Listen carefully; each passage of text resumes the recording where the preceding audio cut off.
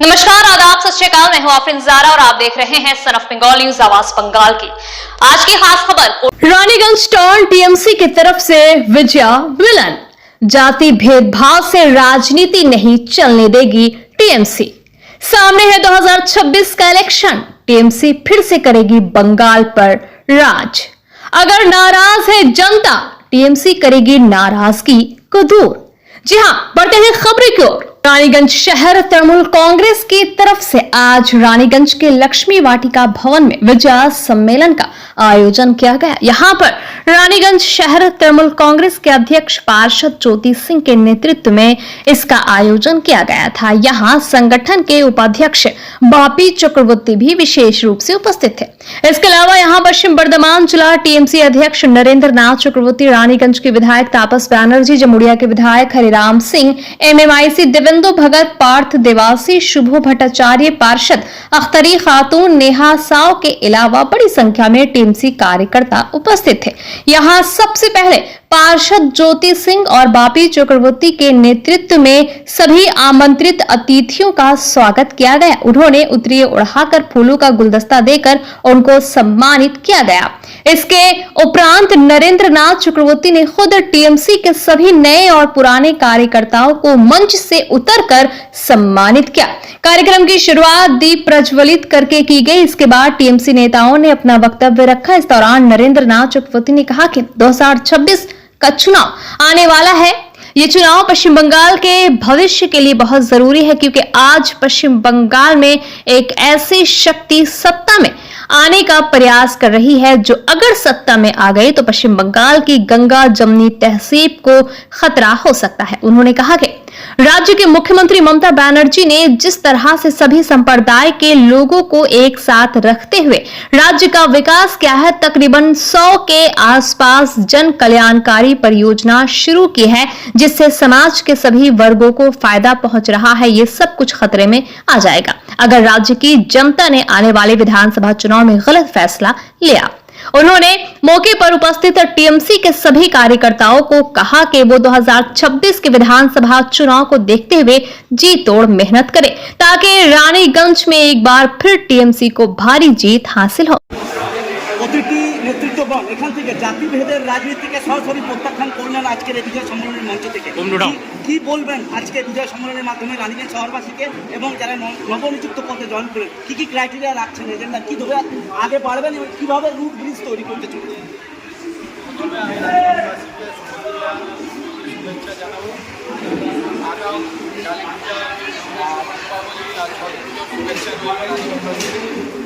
এটা আজকে আমাদের উচ্চ নেতৃত্ব এখানে এসেছিলেন যে বার্তা নিয়ে গেলেন যে আমাদেরকে সবাইকে একসাথে নামতে হবে, যে সামনে যেটা চুনাও ইলেকশন, সেই ইলেকশনে আমাদেরকে একদিন করে কাজ করতে হবে। আমরা এটা আছে আমাদেরকে লোকের কাছে জনসংযোগ বাড়াতে হবে, লোকের কাছে যেতে হবে, পাড়া পাড়ায় গিয়ে তাদের সাথে লোকের মধ্যে জানতে হবে, তাদেরকে যতদূর সম্ভব তাদের পক্ষে দূর করার চেষ্টা করতে হবে। আজকে যারা আমাদের পুরনো কর্মী তাদেরকে সম্বর্ধনা জেলাদের সম্বর্ধনা জানাবে, তাদেরকেও আবার নামতে বললেন।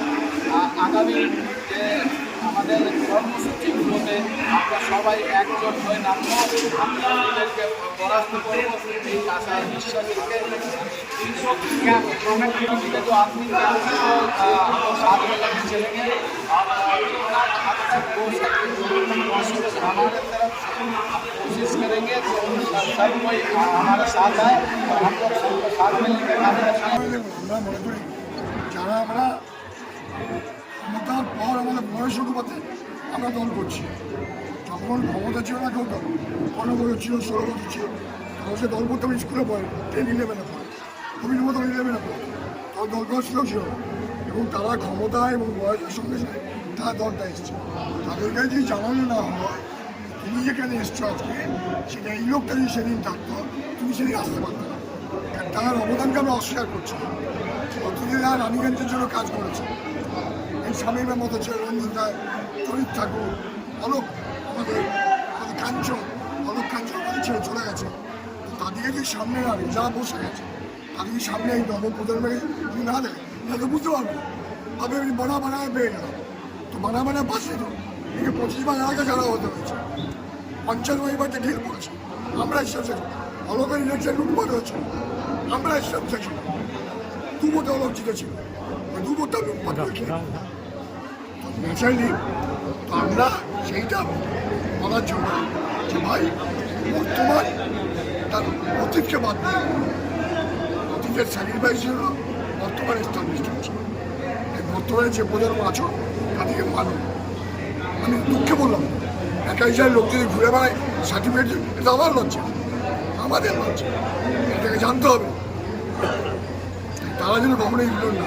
স্যার আমরা দেখলাম মাস্টারদা ভাই দেখুন, আমি হিন্দু ছিলাম কিন্তু আমার ব্যবহারিক জীবনে আমি হিন্দু মুসলমান করি না। ধর্ম আমার নিজের, আমার অন্তর, আমার শ্রদ্ধার জায়গা।